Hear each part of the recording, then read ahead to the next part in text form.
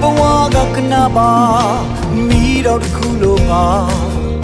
တနေ့နေ့ကြတော့ပြပုံဖြစ်မှာသူစိုက်ခဲ့ဘူးတဲ့သမိုင်းတွေသာတနေ့အတီးတီးလာမှာမင်းကြောင့်အားလုံးပြောပါစေပေါ့ကွာဘဝကနေရှိတယ်လေနေချတတ်ပါစေဘတော်မှမရှုံးဘူးကွာဒီလေးရှာတနေ့နေ့မင်းကြောင့်ပြောချိန်မှာလူတွေဝမ်းမြောက်ရစေပါအကိုရဲ့သမိုင်းကြောင့်ကိုသာရှိပါ